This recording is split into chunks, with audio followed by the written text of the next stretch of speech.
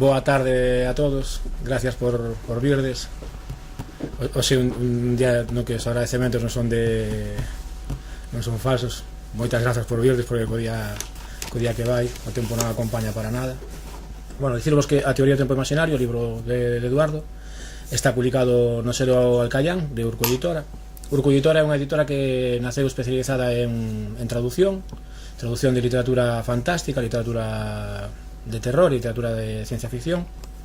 Eduardo publicou no 2011-2012 un libro anterior que se titula 2044, está publicado en Galaxia, e ten que ver con este libro porque non digamos unha precuela, é unha historia aparte, pero que ten ramificación nesta, hai personaxes comuns. Este libro é ficción científica,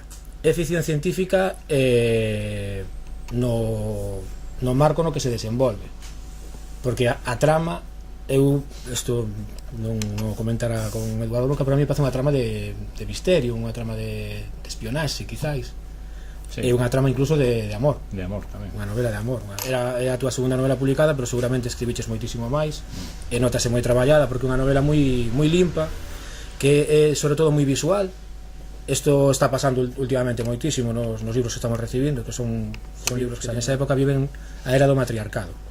Que quere dicir isto? Pois quere dicir que as mulleres son as que teñen os mecanismos de poder, digamos.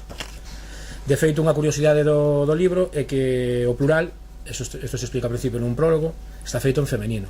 As personaxes están moi traballadas. O protagonista chamase Mara, é unha rapaza tremendamente intelixente que vive nun centro, nunha cidade universitaria que se chama ECAS, porque gustoume especialmente este libro e tiña ganas de falar del, aparte do que poda falar o autor.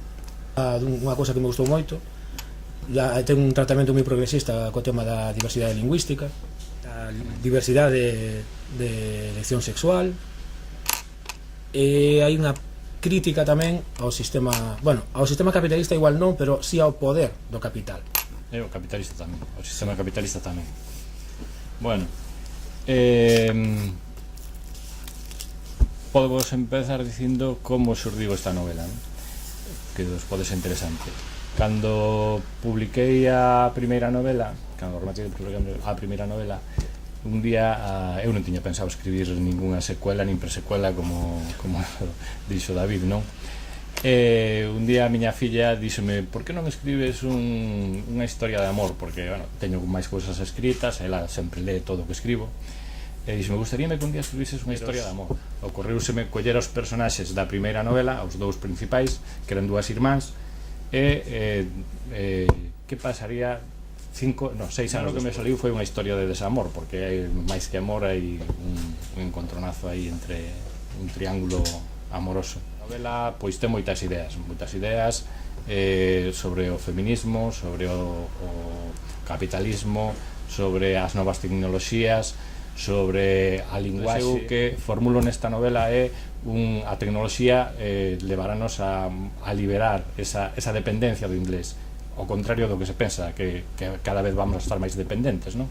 Entón eu invento un aparello que o que fai é traducir simultaneamente, de forma que calquera pode comunicarse con calquera persoa sin ter que aprender o outro idioma, non?